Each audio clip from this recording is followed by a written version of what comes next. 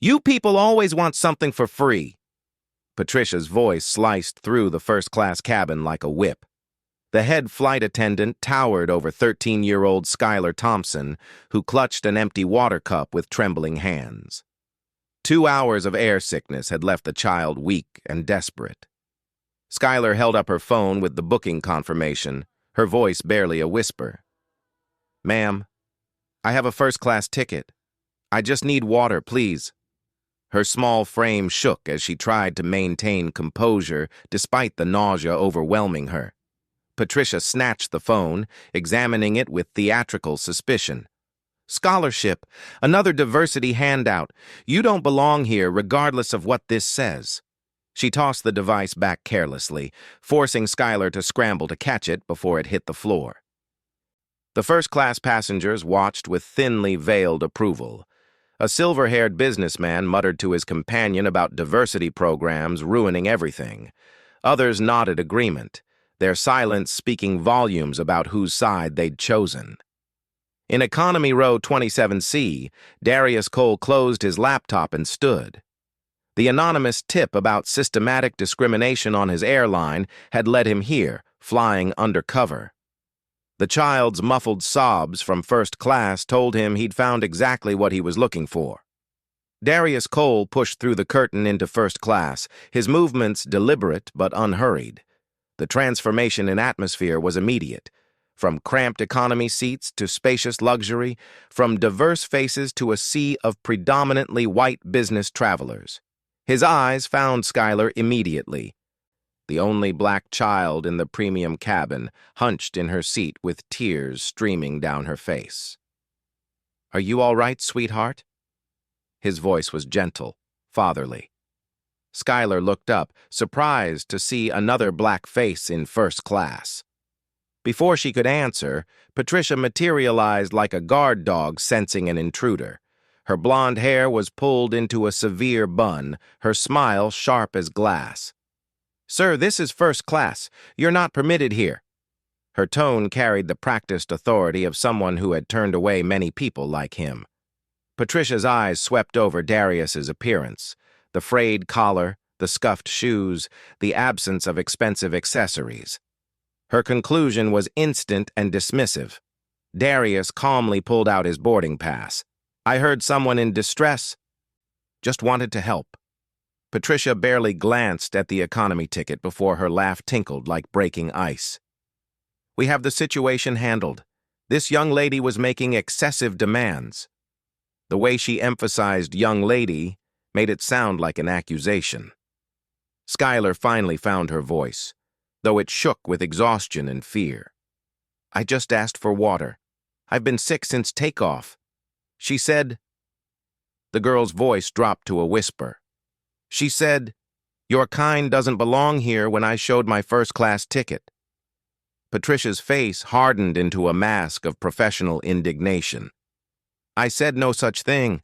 This child is being dramatic, looking for attention. Typical behavior." The last word hung in the air like a poisoned dart. Several passengers looked up from their devices now, their expressions ranging from mild annoyance to open hostility at the disruption. A silver-haired businessman in 3B muttered loud enough to be heard, "Economy passengers shouldn't be wandering up here." His seatmate, a woman draped in pearls, nodded her agreement. "Security has gotten so lax these days." Darius's trained eye caught what others might miss. Patricia was serving the white passengers in first class with warm efficiency, refilling drinks before being asked, offering extra amenities with genuine smiles. But 3 other black passengers in the premium cabin sat with empty glasses, their call buttons ignored. A Latino businessman in 4A had pressed his service button 3 times in the past 20 minutes. Patricia had walked past him each time. "Is there a particular service order you follow?" Darius asked mildly, his phone now partially visible in his hand. Patricia's eyes flicked to it nervously. "I serve according to priorities. You wouldn't understand the complexities of premium service." Her emphasis on "you" was deliberate, cutting. Skylar pulled out her phone with trembling fingers, showing her electronic ticket. I won this seat. The STEM National Scholarship. I'm supposed to speak at Google tomorrow about my AI project. Her voice grew stronger with each word, pride breaking through the hurt. Patricia snatched the phone, examining it with exaggerated suspicion. Scholarship. She practically spat the word. Another diversity quota, I'm sure. These programs hand out prizes to anyone these days, don't they? She looked to the watching passengers for support and found it in their knowing nods. The systematic nature of the discrimination was becoming clear to Darius. This wasn't one bad employee having a bad day. This was practiced, comfortable, supported by silent agreement. He thought of the anonymous email that had started his investigation. Your airline has become a haven for those who believe the sky should be segregated. He typed a quick message to his CFO. Situation confirmed. Worse than reported. Prepare legal team. The response was immediate. Recording everything? Board standing by. Patricia had returned to her territory near the galley, but her voice carried as she spoke to another flight attendant. Some people don't know their place anymore. They get one lucky break and think they own the world. She glanced pointedly at Skylar, then at Darius, her message clear. Patricia's hand moved to the intercom, her movements sharp with indignation. Security to first class. We have an unauthorized passenger refusing to return to his designated area. Her voice carried a triumphant edge, as if she'd been waiting for this opportunity. Within moments, 2 security officers appeared. James, a burly white man with cold eyes, and Tony, a Latino officer who seemed uncomfortable with the situation. Sir, you need to return to economy immediately, James commanded, his hand resting on his belt where zip-tie restraints hung. Tony hung back slightly, his eyes taking in the scene. The crying child, the hostile flight attendant, the calm black man standing between them. Darius raised his phone deliberately, the recording light visible. I'm documenting this interaction for my own safety. This child was denied water for 2 hours while experiencing air sickness. I'd like to understand why. His voice remained steady, professional. The voice of someone who had commanded boardrooms, though no one here knew that yet. Patricia's face flushed red. Turn that camera off immediately. You don't have permission to record me. She stepped forward aggressively, but Darius didn't flinch. Actually, in a public space like this, I have every legal right to record, especially when witnessing potential discrimination. The word discrimination sent a ripple through first class. Several passengers shifted uncomfortably, while others leaned forward with interest. Patricia laughed, high and brittle. Discrimination? Because we're maintaining proper class divisions? This child, she gestured dismissively at Skylar, has been making demands since boarding. Typical behavior. They always want special treatment. Skylar found her courage, pulling out her phone to show her ticket again. I have a confirmed first-class booking. Look, it's right here. The STEM Nationals Foundation paid for it. I'm presenting my machine learning project at Google tomorrow. Her voice grew stronger, but tears still tracked down her cheeks. Patricia grabbed the phone roughly, pretending to examine it while actually trying to delete the recording Skylar had started. This is probably fraudulent, stolen. We need to verify this. Thoroughly. She held the phone away from Skylar's reaching hands. Security. This device might be stolen property. Chad Morrison rose from his seat in 2B, his presence commanding attention. The 50-year-old corporate lawyer's Armani suit and Rolex telegraphed his status. Officers, I think you should escort this man back to economy before this escalates. Some of us have important business to attend to, and we don't need this disturbance. His eyes fixed on Darius with barely concealed disdain. Morrison's wife added from beside him, These people always cause scenes. It's exhausting. Several passengers murmured agreement. The atmosphere in first class had turned hostile. a united front of privilege against the perceived intrusion. Darius noticed Morrison's Liberty Jet Elite member pin, the highest status tier, reserved for those who spent over $100,000 annually with the airline. He typed quickly to his CFO. Initiating Code Phoenix. We have systematic discrimination with multiple witnesses, elite members participating. Need full legal and HR support standing by. The response was immediate. Board of Directors now watching your live stream. Legal team on conference call with FAA. HR documenting everything. You have full authority to proceed. Tony, the security officer, spoke quietly to his partner. James, the kid has a valid ticket. I can see it from here. Maybe we should... James cut him off with a sharp look. We follow the crew's instructions. That's protocol. Skylar's voice cracked with desperation. Please. I just want to go to my conference. I've worked so hard for this. I coded for 8 months every day after school. This is my chance to show that kids like me, from New Orleans, from the 9th Ward, can do amazing things too. Patricia's smile was cruel. Kids like you? You mean kids who lie and steal opportunities meant for others? This scholarship was probably meant for someone deserving, someone who actually belongs in first class. She turned to Stevens, who had just emerged from the cockpit. Captain, we have a situation here that requires your authority. Captain Brad Stevens emerged from the cockpit with the bearing of a man who'd never questioned his authority. His weathered face, crowned with silver hair, surveyed the scene with immediate disapproval. At 52, Stevens had flown for 3 airlines over 25 years, and his first instinct was always to support his crew, especially when the conflict involved what he privately called problem passengers. Patricia, report, he commanded, not bothering to address Darius or Skylar directly. Patricia straightened, her confidence restored by his presence. Captain Stevens, this man from economy is refusing to return to his seat, and this young woman has been disruptive throughout the flight. She claims to have a first-class ticket, but I suspect fraud. I've also noticed suspicious content on her device. She claims it's some kind of computer program, but it could be anything. Stevens didn't ask for Skylar's side of the story. His mind was already made. Young lady, show me your ticket. When Skylar reached for her phone in Patricia's hands, Stevens grabbed it first. He scrolled through her emails with invasive thoroughness, reading aloud with mocking emphasis. Google Future Tech Summit. Keynote speaker.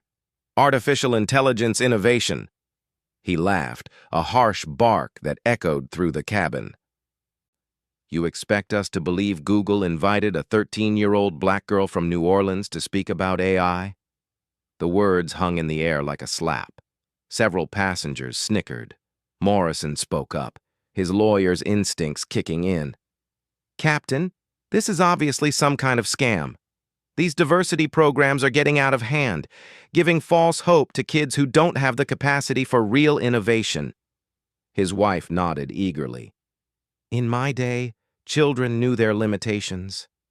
Patricia seized the moment, her cruelty escalating. Let's see this supposed code, she wrote. She opened Skylar's laptop, which had been in the seat pocket. Lines of complex Python and TensorFlow code filled the screen. Elegant algorithms for predictive modeling that would impress any tech professional. But Patricia saw only an opportunity to humiliate. This is just copied from the internet. Any kid can copy and paste. Your people always take credit for other people's work. Skylar's composure finally shattered completely. I wrote every line, every function. I stayed up until 3 a.m. debugging the neural network layers. My teacher said it was graduate-level work. Her protests only seemed to fuel their disbelief. An elderly woman in first class shook her head disapprovingly. Such elaborate lies. Where do they learn this behavior? Darius had remained silent, documenting everything, but inside his rage was building.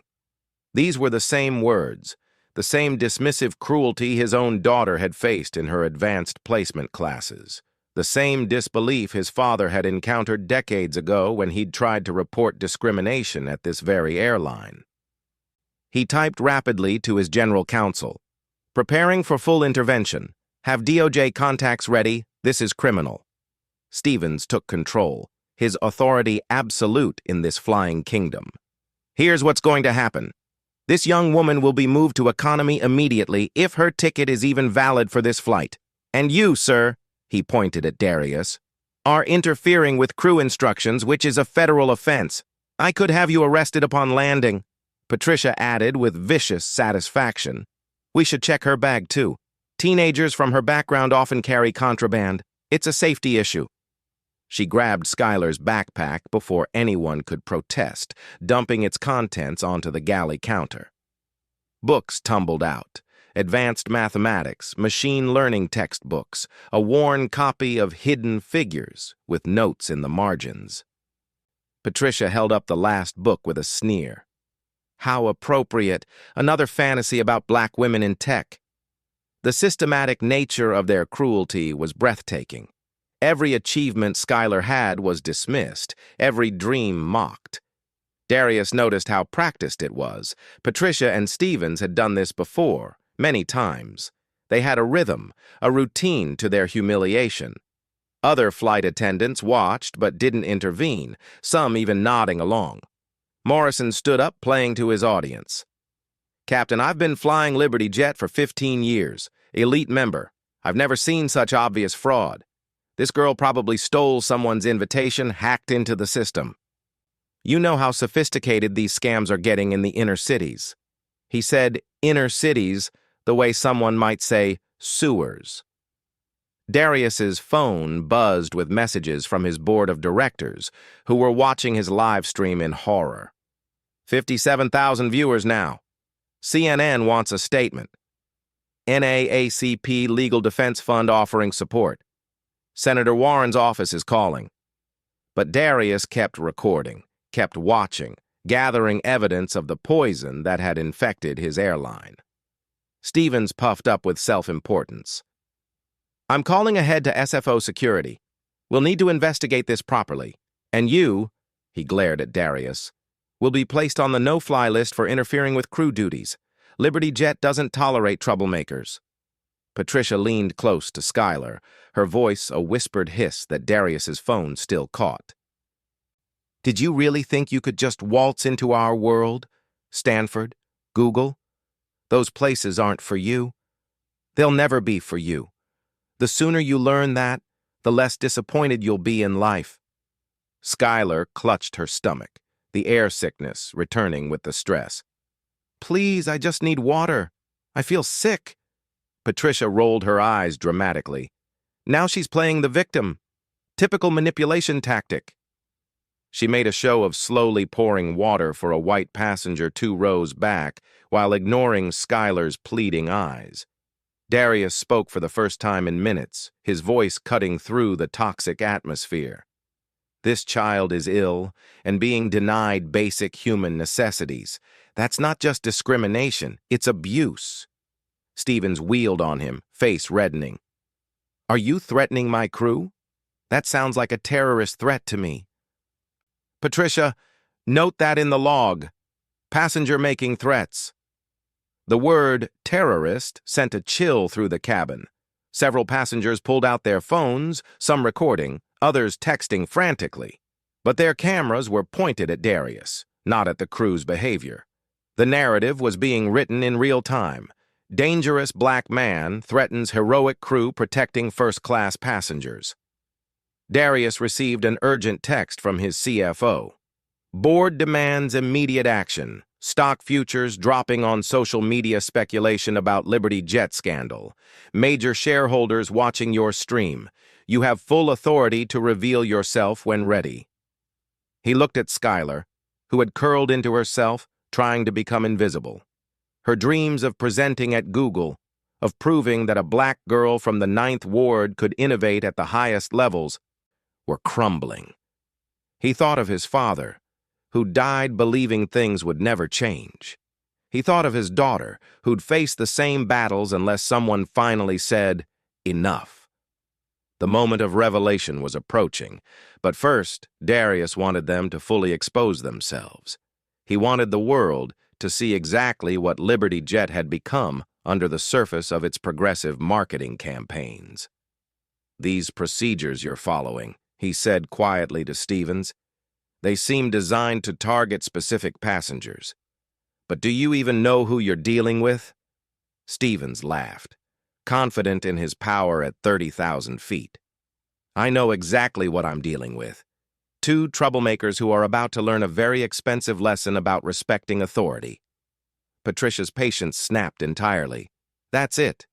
This child moves to economy right now, or she's off the plane at our emergency stop in Denver." She grabbed Skylar's thin arm, her manicured nails digging into dark skin. "Get up, now." Skylar tried to pull away, clutching her iPad to her chest. "This is my seat. I earned it. Please." The physical contact triggered something primal in Darius. He stepped forward, placing his large hand gently but firmly on Patricia's wrist. "Release the child, now!" His voice carried an authority that made Patricia pause despite herself, but only for a moment. "Assault!" Patricia screamed, jerking back dramatically. "He assaulted me! Security! Help!" Her performance was Oscar-worthy, clutching her wrist as if Darius had twisted it, though he'd barely touched her. James, the security officer, immediately reached for his restraints. "Sir, hands behind your back. You're under arrest for assaulting a crew member." Darius raised both hands slowly, showing empty palms. "I didn't assault anyone.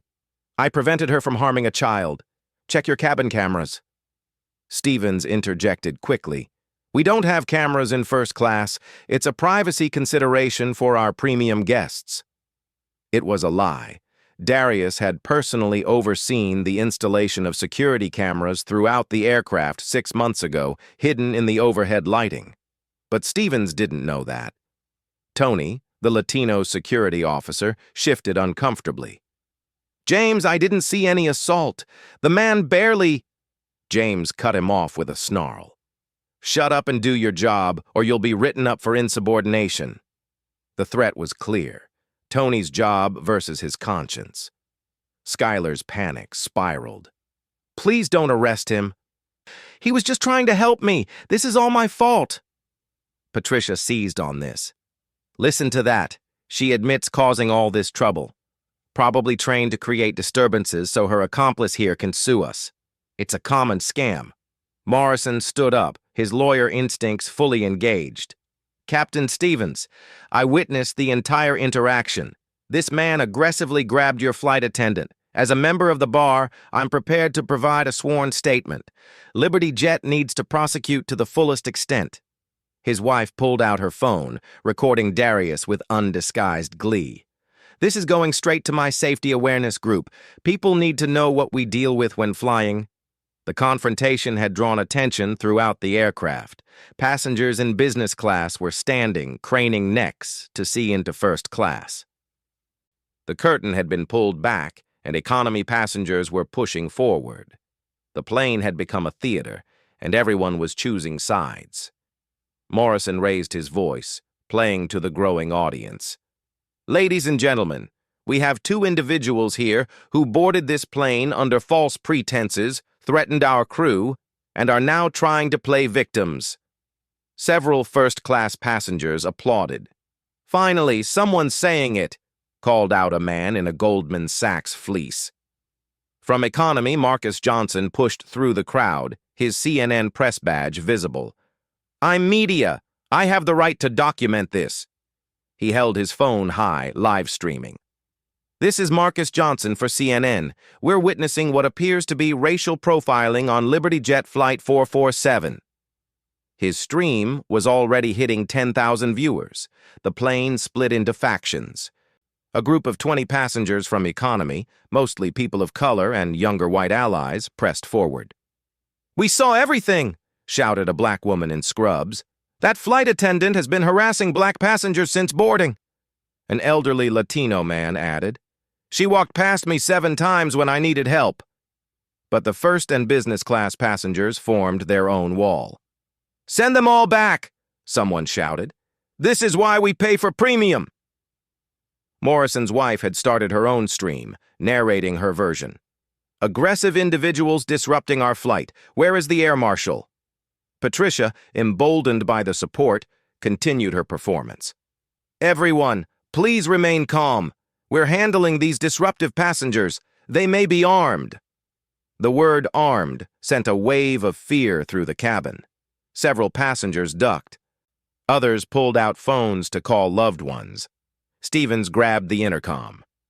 "Ladies and gentlemen, due to security concerns, we may need to make an emergency landing in Denver.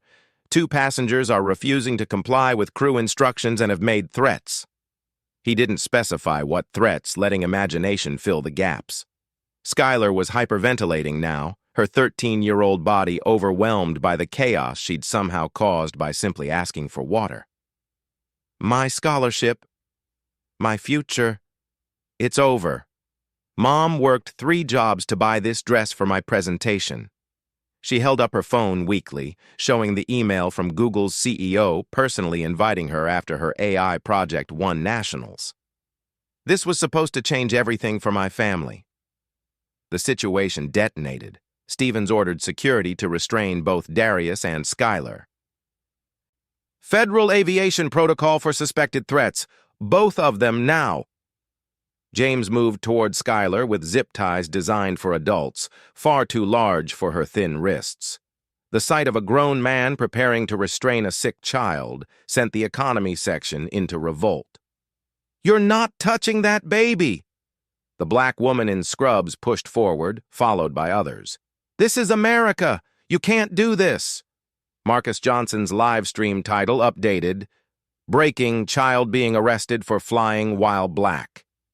The view count hit 50,000 and climbing. Patricia grabbed the intercom from Stevens. "Everyone return to your seats or we will land immediately and have you all arrested. This is what happens when certain people think they can invade spaces they don't belong in." She wasn't even trying to hide it anymore. The mask was completely off. Morrison pulled out his business card, waving it dramatically. "I'm Chad Morrison, senior partner at Morrison, Klein and Associates. Anyone who interferes with this crew will face personal lawsuits. I'll bankrupt every one of you." His wife added, "We have all your faces on video. Your employers will know you're troublemakers." The plane had become a pressure cooker. Flight attendants from economy rushed forward, some trying to calm passengers, others clearly supporting Patricia. The divide was racial, generational, and economic. All of America's tensions concentrated in a metal tube at 37,000 feet. A young white woman in tech company swag stood up in business class. "This is wrong, that's a child!" But she was immediately shouted down by others in premium sections. "Sit down! Karen, you don't know the whole story!" The psychological pressure made her sink back into her seat, silenced. Tony, the security officer, finally reached his breaking point. "James, I won't do it. I'm not arresting a 13-year-old girl for being black in first class." James turned on him, furious. "Then you're fired, and I'll make sure you never work security again." But Tony stood firm, stepping between James and Skylar. Stevens was on the radio with Denver. "Possible security incident. Request law enforcement meet the aircraft. 2, possibly more, disruptive passengers, potential terrorist threat." The T word would guarantee a massive police response. He was escalating to the nuclear option. Darius watched his company, his life's work, destroying itself in real time. His phone showed the live stream statistics, 1.2 million viewers across various platforms. Liberty Jet's stock price had dropped 12% in after-hours trading. The hashtag Liberty Jet racism was trending globally. But more importantly, a child was about to be traumatized for life, possibly arrested, definitely scarred. He opened his phone's administrative app for Liberty Jet, one that only 5 people in the world had access to. His finger hovered over the emergency override button. Once pushed, it would reveal his identity to every crew member's device simultaneously. The board's message flashed urgent. "Now, Darius, now!" Patricia stood over Skylar triumphantly. Your little performance is over. When we land, you'll be arrested. Your family will be investigated. Your fake scholarship will be exposed. And everyone will know that you tried to steal something that wasn't yours, a place you'll never deserve. Darius looked at his phone's timer. 3 seconds until the override would activate. 2 seconds. 1 second. Every screen in the cockpit began flashing red. Every electronic device in the cockpit erupted with the same piercing alert. Stevens's control panel flashed red with an override code he'd only seen once in training, the owner's emergency protocol. His co-pilot went pale. Captain, that's the executive override. Only the CEO has that code. Stevens's phone rang with a distinctive tone that cut through all other sounds, the board of directors' emergency line. His hand trembled as he answered and activated the speaker at their command. The voice that filled the first-class cabin was deep, authoritative, and unmistakably furious. Captain Stevens, this is Chairman Williams of Liberty Jet's Board of Directors. You will cease all actions immediately. The man standing before you is Darius Cole, CEO and majority owner of Liberty Jet. I repeat, you are attempting to arrest the owner of this airline. The silence that followed was absolute, crystalline, the kind that occurs when reality shifts beneath people's feet. Patricia's face drained of all color, her mouth opening and closing like a fish gasping for air. The zip ties fell from James's nerveless fingers, clattering on the floor with a sound that seemed to echo forever. Stevens staggered backward, his captain's authority evaporating instantly. Mr. Cole, that's impossible. You're in economy. Cut your clothes. His voice cracked like a teenager's. 52 years of confidence shattered in seconds. Darius slowly reached into his jacket's inner pocket, pulling out a black titanium card that caught the cabin lights. The Liberty Jet owner's identification, one of only 3 in existence. The holographic authentication gleamed, undeniable and absolute. I bought this airline 3 years ago, he said, his voice carrying the quiet power of contained fury. My father was denied boarding on a Liberty Jet flight in 1987 because someone decided he didn't look right for first class. He was wearing his Sunday best, had saved for months for that ticket to see me graduate from MIT. They humiliated him in front of everyone, just like you humiliated this child. He turned to Skylar, who sat frozen in shock, tears still wet on her cheeks but eyes wide with disbelief. Darius's voice gentled as he knelt beside her seat. Skylar Thompson, you are exactly where you belong. Your code is brilliant. I've been watching your GitHub contributions for months. Any company would be lucky to have your mind on their team. Never let anyone tell you different. The phone in Stevens's hand continued with the chairman's voice, now on speaker for all to hear. Mr. Cole has been conducting an undercover investigation for 6 months following multiple discrimination complaints. The entire board has been watching via live stream. We are appalled beyond words. Patricia Henderson and Captain Stevens, your employment is terminated immediately. Security, please escort them from the aircraft. Patricia's legs gave out. She collapsed against the galley counter, her carefully constructed world of superiority crumbling. I didn't know. How could I know? He looked like... She couldn't finish the sentence, couldn't admit what her assumptions had been based on. Morrison tried to shrink into his seat, but Darius's attention had already turned to him. Mr. Morrison, Elite Member 447829, you've flown with us 200 times. Each time you entered an aircraft that promises equality and dignity for all passengers. You violated that promise today. Your membership is permanently revoked. Your law firm will be receiving documentation of your behavior from our legal department. Darius pulled out his phone, showing the live stream to the cabin. The number made Patricia gasp. 3.7 million viewers and climbing. Comments flooded in faster than the screen could display. Justice! Fire them all! Protect Skylar! Major news networks were picking up the feed. The story was exploding globally. This wasn't random. Darius continued, his voice now addressing the entire aircraft through Patricia's dropped intercom. I've been investigating reports of systematic discrimination on Liberty Jet flights. 19 complaints in 6 months, all dismissed by management as misunderstandings. Well, I understand perfectly now. I understand that some of my employees believe they can sort passengers by color, by accent, by their assumptions about who belongs. He turned back to Stevens, who stood paralyzed in the cockpit doorway. Captain, you didn't verify anything. You saw a black child and a black man and immediately assumed guilt. You were ready to traumatize a 13-year-old genius, destroy her future, because Patricia told you to.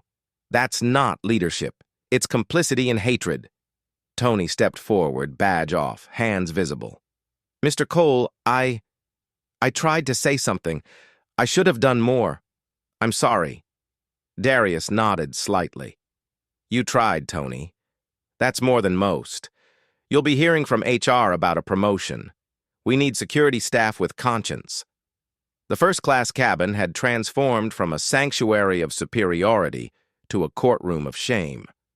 The passengers who had applauded Patricia now studied their phones intently, desperate to avoid eye contact. Morrison's wife had deleted her video, but the internet never forgets. Screenshots were already circulating with her face and quotes attached. Darius stood to his full height, and for the first time, passengers noticed what they'd missed. The perfect posture. The subtle quality of his cheap clothes that were actually custom-tailored casual wear, the watch they'd dismissed as plastic that was a limited edition worth more than most cars. They'd been so blinded by his skin color, they'd missed every other signal. The removal happened with surgical precision. 2 air marshals who'd been quietly observing from economy came forward, badges displayed. Patricia Henderson, Brad Stevens, please come with us. Patricia tried to resist, her designer heels scraping against the aircraft floor. You can't do this. I have 20 years with this airline. I have children. A mortgage. Darius's response was ice.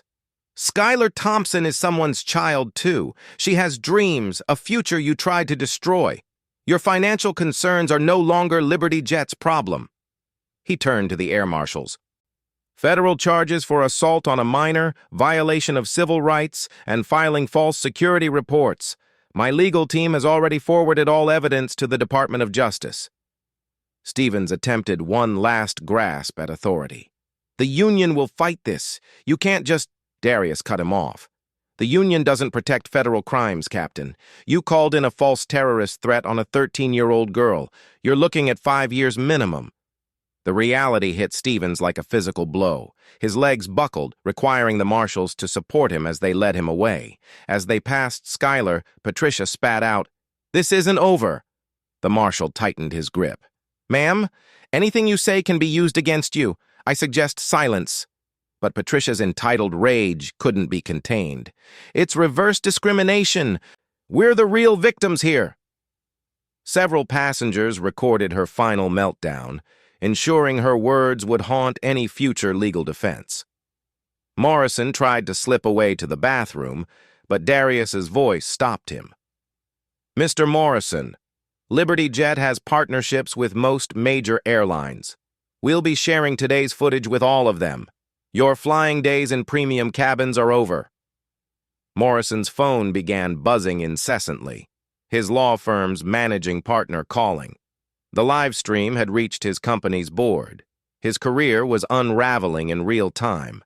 Within 20 minutes, the first wave of consequences crashed down. Patricia's husband called the aircraft, having seen the video. Through the phone speaker, his voice was cold. "Don't come home. I'm filing for divorce. I won't have my children raised by a racist." Stevens's co-pilot received word that the FAA had suspended Stevens's license pending investigation. 23 years of flying ended in an instant.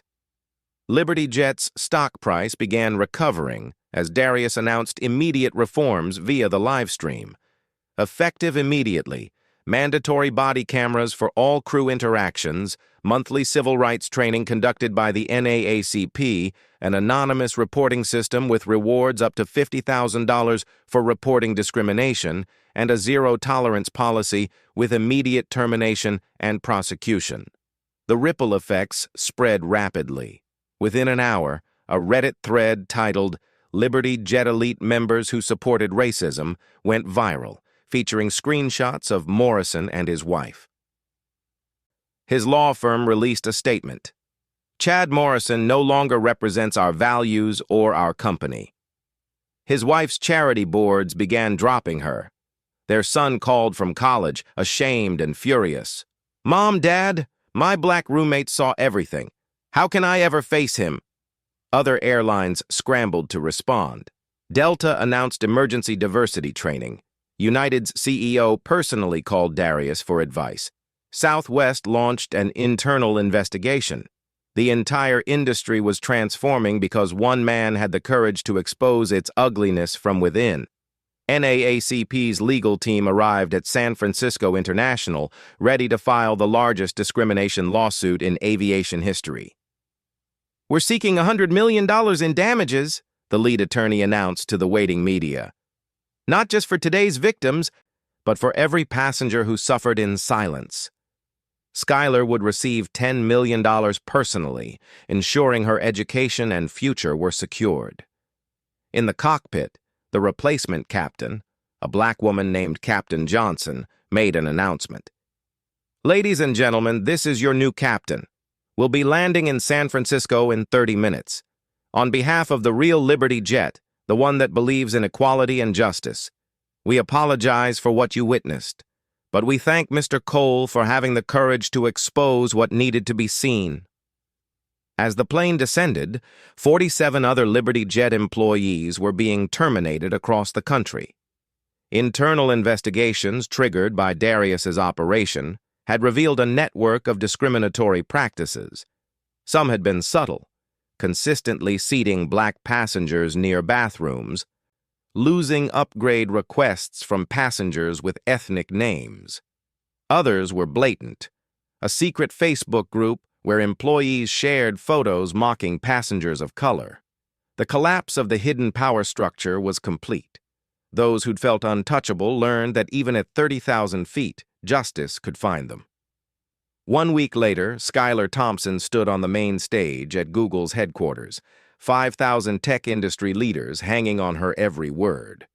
The projection screen behind her displayed her AI algorithm, elegant code that predicted educational resource needs for underserved communities with 94% accuracy. Her voice, once trembling with tears on Flight 447, now carried clear and strong through the auditorium. "Last week, I learned that innovation isn't just about writing beautiful code," Skylar said, her confidence radiating. "It's about having the courage to exist in spaces where people think you don't belong. Mr. Darius Cole didn't just give me water on that plane.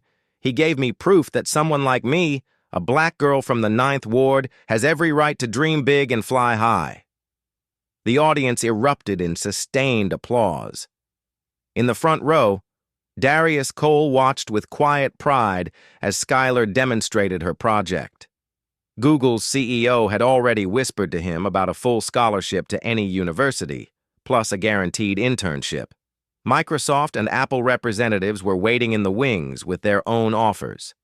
Skylar's future, which Patricia had tried to destroy, now blazed brighter than ever.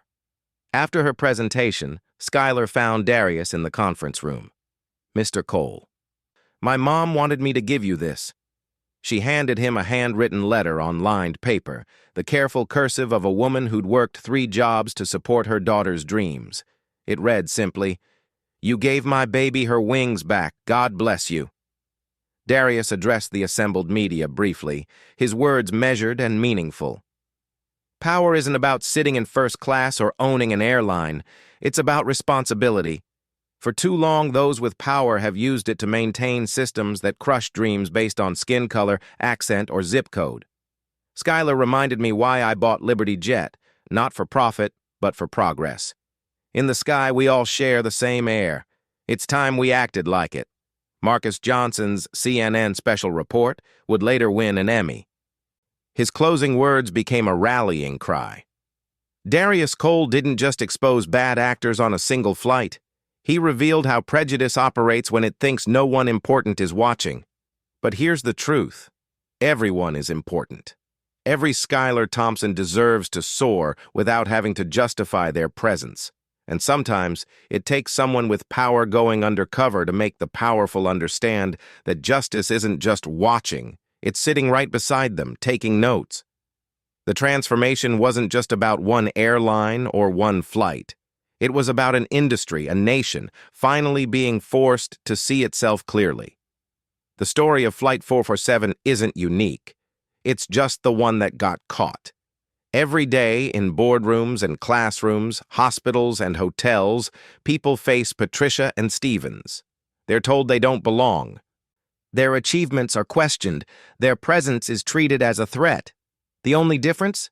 Most times there's no undercover CEO watching. But here's the truth.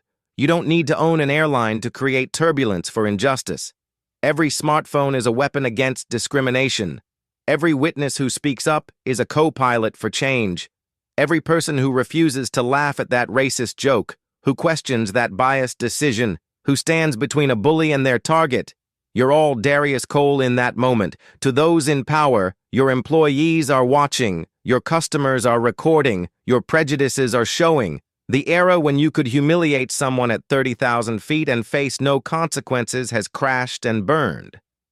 Darius Cole chose to sit in economy to find the truth. What truths would be exposed if someone investigated your company, your school, your organization?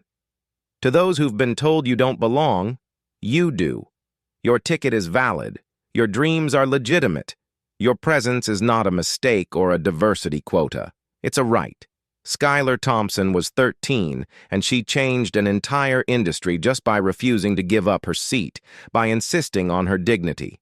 What could you change by insisting on yours?